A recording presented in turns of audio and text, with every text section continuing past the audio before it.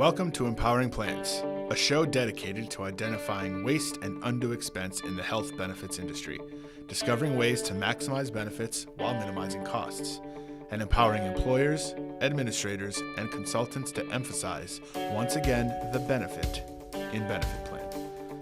Today's episode is brought to you by the FIA Group, empowering plans since 1999. Now here are your hosts, the FIA Group's own CEO, Adam Russo, and Senior Vice President and General Counsel, Ron Peck. Hello, everybody, and welcome to another episode of Empowering Plans. I'm your co-host, Adam Russo, co-founder and CEO of the FIA Group. With me, as always, is our Senior VP and General Counsel, Ron Peck. Say hello, Ron. Hello, Ron. You know, Ron, people love that hello, Ron thing. I mean, maybe we should make T-shirts. Rightfully so. How about hello, Ron, on our FIA website? You know, if you're saying hello, Ron, you know what you're not saying. Goodbye, Ron. And everybody wants to see It's a me. good thing. It's a positive message. That is true. So as we promised to the thousands of you that listened to our webinar a couple days ago, today is going to be a special day here in our podcast. We have brought in our ACA expert, or so-called expert, Brady Bizarro here, one of the great attorneys here at the FIA Group. How you doing, Brady? Doing well. It's been a while since I've been in the seat. I'm glad to be back. Yeah, we're happy to have you back, too. You know, people love when Ron and I just ridicule you and just put you down and just put you in your place. So I actually went back, Ron, and looked at some of the predictions that Brady has made in the past. Oh, no. So I found a paper when he was in high school talking about the Y2K doom and gloom report. Stop it. Yes. I mean, he literally thought the world would end. Actually, he predicted an ice age, not a global warming. But one of the things he was talking about was that the Y2K would cause doom and gloom so bad that glaciers would form in Massachusetts, not melting glaciers. Well, we know it was, Windows 98 that was controlling the glacial temperatures, right? And last but not least, I think in 2007, as part of his thesis in college, he actually wrote a story about why the Cleveland Browns blueprint is the blueprint for future Super Bowl championships. Wow. Pretty amazing. I mean, if that doesn't prove to all of our followers and listeners that this is the guy you need to listen to when it comes to the ACA and Obamacare predictions and what's going to happen, I don't know what does. I don't know why you didn't package that with your resume, Brady. Imagine if he actually did put that on his resume. Not have had to have interviewed. It's an So, with that, hello, Brady. Thank you so much for joining us. Thank you for dealing with us and always willing to take those punches. We don't apologize, but we can pretend to. Thanks, Adam. I appreciate that. And I think I'll stick to my day job, which at the moment is knowing what's going on in D.C., and there's been quite a lot going on. In fact, it's hard even for me to keep up with all the changes. The president one day says he supports a deal to restore subsidies. Then 18 hours later, he says he doesn't support it. So I'm trying to keep up with his Twitter feed. It's called special medication. That's what they call that. Right. But there were a couple big bombshells, and we alluded to them in the webinar briefly about either executive orders or agency guidelines or rules that were issued that really impact healthcare industry as a whole, but particularly the self-funded industry. And so, you know, one of them is, of course, this change to the contraceptive mandate. I talked about it a little bit on the webinar, but basically, we're going to be following this to make sure that, you know, the agencies are clear about whether this applies to self-funded plans or not, but we're pretty sure that it does. What it's doing, though, is basically we're expanding the number of employers that can object to offering contraceptive services. Instead, it used to be just if you had a religious objection. Now, if you have a moral objection, then you don't have to cover birth control. So you mean the Hobby Lobby exception? Right, yeah. That was the religious exception. Right, that was a case where the exception was expanded to closely held for-profit corporations that had religious beliefs that were offended by having to offer birth control. Now we're going well beyond that, saying if you have a moral objection, and yeah, I'm not sure what that means, and frankly, they haven't said what that means. But the reason that's important for us is because it used to be the case that if you were a self-funded plan who could utilize this exception, you had to certify either to the state if you were a fully funded plan or to HHS directly through your TPA if you were a self-funded plan that you were actually using this exception, that you weren't going to be providing coverage, and then the TPA had to find a way to alternatively provide coverage for those individuals on the plan. Right. I remember that was a big issue a couple of years back, but I guess it never became as big a thing as they thought it would be. TPAs were freaked out that they're taking on this additional burden, they're taking on this additional cost to actually provide, you know, contraceptives to individual members and dependents of these particular plans that, for a religious reason, decided they didn't want coverage. You know, this, if you remember, this led to what I like to think almost like the Marie Antoinette, let them eat cake, the people are starving. So, oh, let them eat cake, just this kind of out of the no way in touch with reality statement where they basically said, well, if these plans aren't going to cover these required contraceptives, who's going to pay for it? And they had that, like I said, that let them eat cake moment where they said, oh, let the TPAs pay for it. Right. Again, just completely out of touch. So that was kind of what we were dealing with there was, okay, with what money will the TPAs be paying for it? How is this new change potentially impacting that let them eat cake moment that we saw in the past? Right. So what the big deal here is that this accommodation process, the requirement that you self-certify, is now being made optional. So if you don't self-certify, if you don't have to self-certify, then the TPA does not have to provide for coverage alternatively, right? So some employers may still choose to use this accommodation process, but you can bet that if it's an employer working with their TPA, if it's optional, and that by using the process, it's going to cause your TPA to have to offer coverage, then you can bet that many employers are not going to bother using this accommodation process. They're not going to see why they need to certify anything because the government's saying you don't have to certify. And if you don't have to certify, then your TPA doesn't have to otherwise provide coverage. I want to make sure I jump into this really quick here. What's the big deal?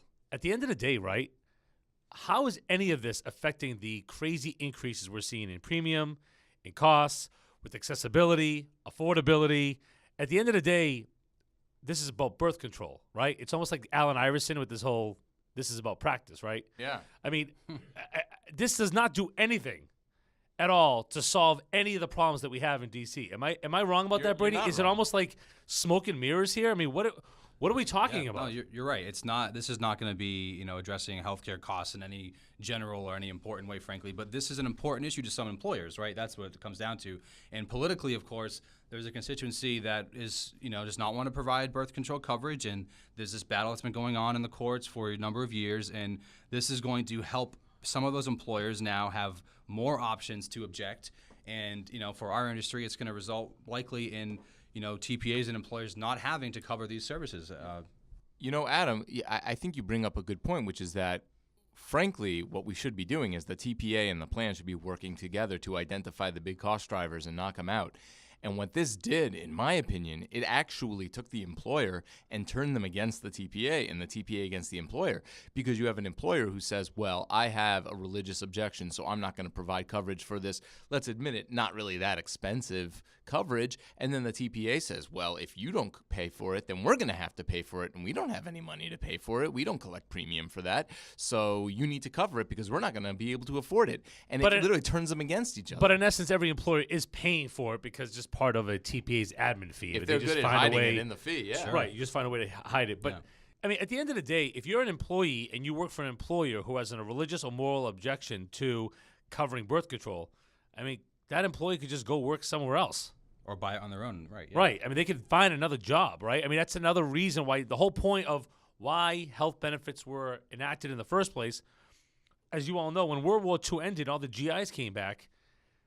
Companies were trying to get these young men, back then it was just men, to come work for them. It was competition for It was competition for jobs. Like, I'm going to offer you health benefits. So now if you got employees who say, well, they're not willing to cover my birth control, I can go down the street for the same money and they will cover my birth control.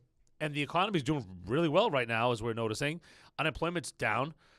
It would seem that would be a viable option for somebody. You're talking about, so I've heard two responses to this. One is what you're talking about, which is the difference between a benefit and an entitlement. And basically what happened was this was moved out of the benefit bucket into the entitlement bucket. The second thing, and the second response I've seen, and you touched on this also, is that, well, if my plan is not paying for it, then that's an expense my plan doesn't have to deal with. And if my plan has fewer expenses with which to deal, then technically it should reduce the amount of contribution and premium all the members need to pay. And the money that I'm saving by not paying higher rates for my plan, I could then use to pay out of pocket for whatever my plan doesn't cover. So I've heard that as well. And so it's interesting that it's basically saying, hey, I've got $50 in my pocket. I could use it to pay for something that I need, or I could give you the $50 so that you could pay for the thing I need. I just look at this issue, and I understand that, again, there are many employers out there where they have a true religious belief, and they're against this for religious reasons. But now going to the whole moral piece of it is getting a little crazy to me. The time and resources and energy that's being spent on, or in my opinion, wasted on this, where they should be tackling real problems as to what's really going on, where people can't get access to any care, never mind a birth control pill, I think is a real big issue. And if we're talking about, this issue may not really impact the overall cost of care or be a big deal in the industry as a whole, one thing that could be is the executive order that Trump issued on Thursday, the 12th. There are parts of that order that, for example, SIA has been following, and one of the big parts of the order was this ruling or this directive rather on association health plans. And so we know them as MIWAs. They're multiple employment welfare arrangements. They are state regulated. They're basically tied into trade associations or other groups. So currently, states do impose a number of restrictions on MIWAs. You may be asking, how can that be? Because ERISA, right? Preemption. Well, there was an amendment to ERISA in 1983 that basically said states can enact special MIWA statutes that apply to MIWAs. Now, part of those statutes have requirements such as to form a MIWA in my state, you've got to have a certain number of employees, and you have to have a certain commonality among the employers in a particular region or industry. This executive order is directing the agencies to loosen those restrictions. So you would allow non-related employers to band together. You would allow a self-funded MIWA, for example, in the state of Massachusetts, to be including members from out of state. So while my MIWA may have to follow the laws of the state of Massachusetts, if I'm now incorporating, other chambers of commerce in Pennsylvania and Delaware and Rhode Island, I don't have to worry about what those state laws say. And that's what's controversial in this executive order. This is pretty cool stuff. Like this, when they talk about, when I say they, the Trump administration and Trump himself talked about having more competition across state lines, and we all like rolled our eyes. If this is what he was talking about, then I can see something here, because this is buying power. I mean, we hear employers, we have brokers call us all the time saying, hey, we have all these different organizations, these different groups, these different co-ops. We're trying to get them all together so we can purchase health insurance. How can we do it? And we keep telling them, well, there's a lot of rules that apply. This would break that whole thing wide open. Yeah, I also like the fact that when we talk to benefit plans, self-employed, self-funded employers, when we talk about numbers, right, we talk about, for instance, direct contracting with a hospital. If I represent 10,000 people in a municipal area and I go to the local hospitals, there's 3 of them, and I say, okay, which of you is going to be the one that has a contract with me and gets all the steerage? They're going to fight for my business. But if I've got 50 employers, they're not even going to pick up the phone. What about if you actually had a hospital system that was in numerous states? A for-profit hospital system, for example. And now you're able to take this MIWA opportunity and say, hey, I'm not just talking about my little town here in Quincy, Massachusetts, or Braintree. I'm talking about I'm in 5 states across New England with all these different MIWAs and all these groups. I want to have a really good deal with you for all your for-profit hospital systems. That's the type of opportunity where you could actually reduce the overall cost. So this makes a lot of sense. It does, and frankly, the reason it's also controversial is because this could seriously impact Obamacare itself in terms of the exchanges, because if you are a small employer not subject to the employer mandate, or you're a self-insured person, you had very limited options. You couldn't just become part of a MIWA. Now suddenly you can band together, like Ron said. You can have sort of thousands of self-insured, self-employed individuals. So like the Chimney Sweepers Association of America. Right. And every little company that has a chimney sweeping business could all get together and now basically create their own entity and self-fund their benefits. Great. Another huge opportunity for self-funded plans. Sure. I mean, we're captives. We're attorneys, guys, and I mean, we know that many of the different bar associations in different states offer a self-funded benefit plan for members of the bar, particularly solo practitioners in small offices who can't afford insurance on their own. Right. Well, imagine if all of those bar associations formed one American Bar Association self-funded MIWA. I might jump ship. We'll have to see what that looks like. Jump ship. We're the best health plan in America. I'm kidding. Brady. Brady, hey, edit that out. Hey, we gotta have to delete that from our podcast, I think. It was only a joke. Well, all right, I want to talk about one last part of what happened in D.C. over the past week, because it's important, because it also may actually be benefiting the self-funded industry and employer-sponsored insurance, and that is this dispute over the cost-sharing reductions. And it's really been a whirlwind lately about what happened. The president announced last Friday that he was going to be ending them. Remember, these are basically payments to insurance companies that are by law required to reduce out-of-pocket costs for low-income individuals. The government stepped in and then reimbursed basically insurance companies for doing that. That's a big deal to end those. And the president had called them sort of a bailout, or we're just paying off the rich insurance companies, and said that he was going to end them, and sort of everything went crazy in the markets. People were predicting doom and gloom. And then we heard, I think 2 days ago now, we had a couple senators got together, Lamar Alexander and Patty Murray, Republican Democrat, got together and said, okay, well, we have a deal in concept at least that will restore these. But they had a deal, not a bill. And then we heard literally this morning the president saying, well, actually, I'm not sold on this deal, and maybe I'm going to keep these payments from going into place again. We're not sure how it's going to end up. But the point is, with these payments being suspended to insurance companies, it's going to put pressure on the individual market and maybe drawing people into the employer market. All right, so here's my question, okay? Is it a bailout? Like, how, is the amount of money we're giving the insurance companies affecting their bottom line to such a degree that they're going to start losing money instead of making profit? Right now, they all seem to be profitable, correct? Right, yeah. They're making a lot of money from Obamacare. So my question is, if they don't have this bailout, I always thought you have a bailout because you're hurting. We're saying they're given a bailout and they're making record profits. So is it going to affect their bottom line significantly that they will now pass on those costs to other consumers? So I don't think it will, because they're going to react by raising the premiums of the plans that are offered in the marketplace, which means... To the fully insured plans. Right, yep. And that would mean that the government has to provide a bigger subsidy to make up the difference in that case. So it's going to benefit, potentially, the self-funded industry. Correct, yeah. Now, here comes Ron, the negative Nancy, and I'll try to figure out how this could potentially negatively impact the self-funded industry as well. If I'm the fully insured carrier and I'm losing this source of revenue, right, one option is I raise the premium rates on my fully insured products, individual, group, private, marketplace, whatever, to make the money back. But additionally, maybe I look for other ways to make money, such as maybe I increase the fees I charge for entities other than myself to access my network. Maybe network fees go up. Maybe I limit access to my network entirely. There are these independent third-party administrators that I grant access to my network, and they're making business off my name.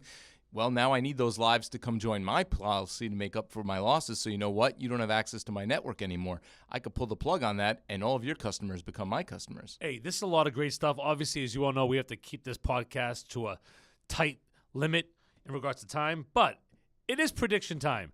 So let's enter Bizarro land here, shall we? So I want to ask, Brady the Bizarro. what's going to happen when it comes to these bailout dollars? I should have seen this coming. This is tough. I mean, the president is really, he's outsmarting me, frankly, with his political games going on here. But if I had to guess what's going to happen with these CSR payments, I think you're going to see them temporarily restored in some way or the other, in exchange for something else that the Republicans want. So there'll be a bribe. So now they will get paid.